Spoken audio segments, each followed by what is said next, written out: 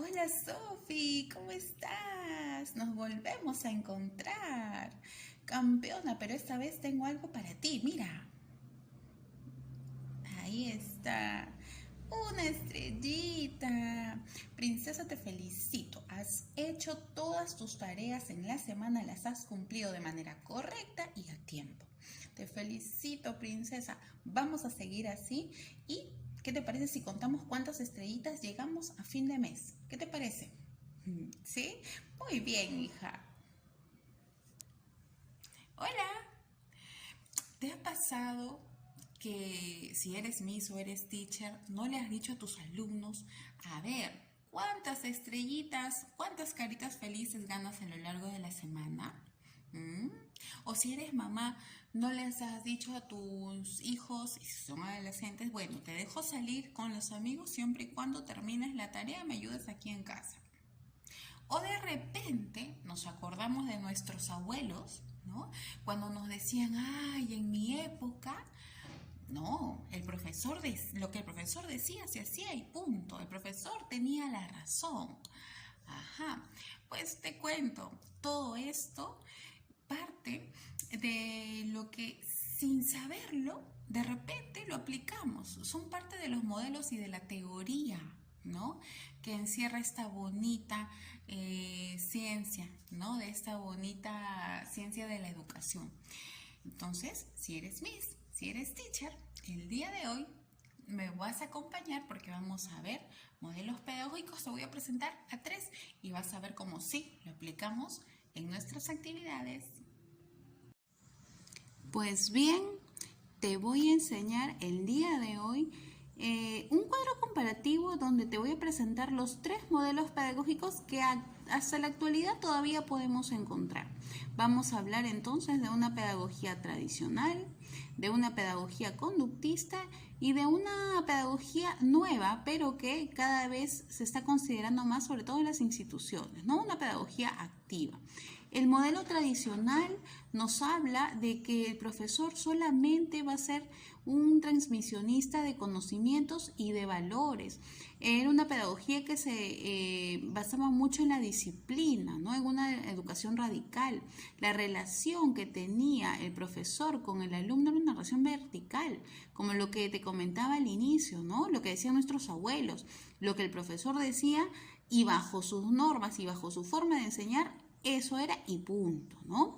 En cambio, los pedagogos, en todo caso conductistas, ellos proponen que el ser humano está determinado por el entorno, ¿no? La única manera de saber o evidenciar cómo ellos aprenden es viendo sus conductas. Lo observable es lo que cuenta. Acá el profesor ya no es una relación vertical, es más una relación intermediaria. Si bien es cierto, al igual que en la tradicional, el alumno sigue siendo una persona pasiva, pues él no participa de su propio aprendizaje, aquí el maestro va a manipular los estímulos para qué es lo que yo quiero lograr con mi alumno. El profesor va a manipular estos recursos para la conducta, la respuesta deseada, ¿no? En todo caso.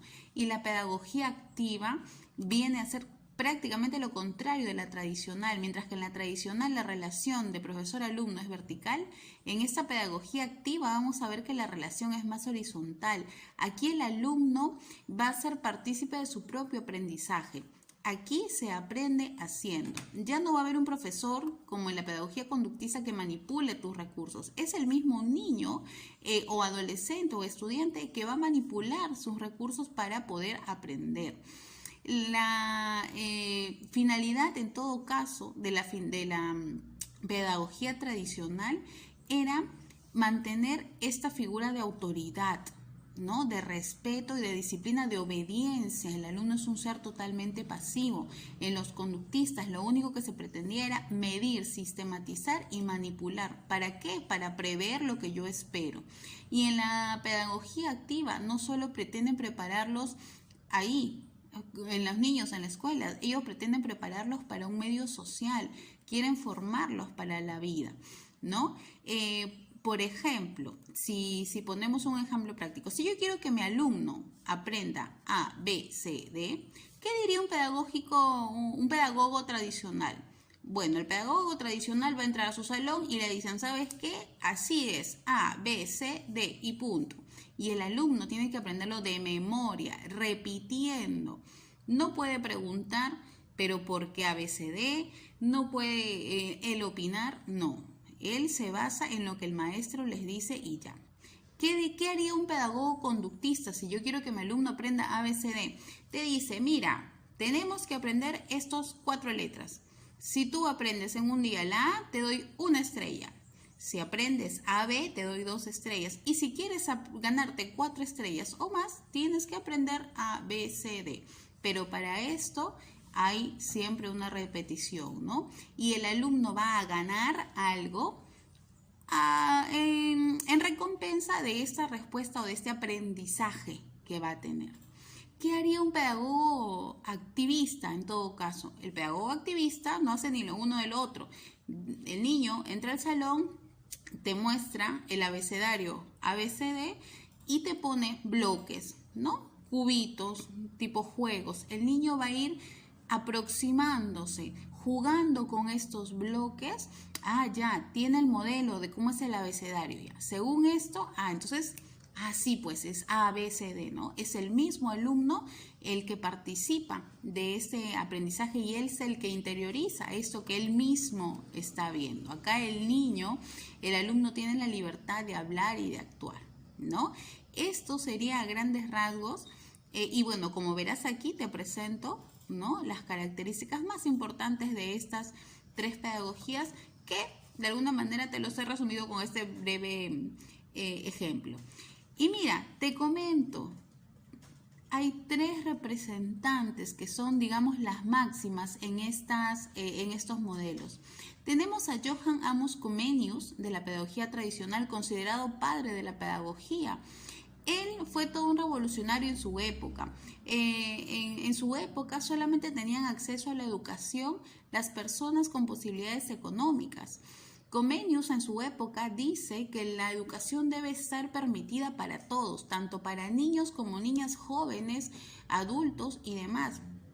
Él fue protestante, estuvo exiliado de su país cierto tiempo, ahí es donde él comienza, ¿no? Comenzó a enseñar y empieza esta bonita parte de la pedagogía. Watson, por su parte, dentro de los conductistas, él venía ya con la escuela de la reflexología de Pavlov, ¿no? Pero a diferencia de Pavlov, que solo trabajó con animales, Watson va a trabajar también o va a experimentar. Ojo, siempre que hablemos de conductistas, igual experimentación. Watson va a experimentar no solo con animales, Watson va a experimentar también con personas. Tenemos el caso del famoso pequeño Albert, ¿no?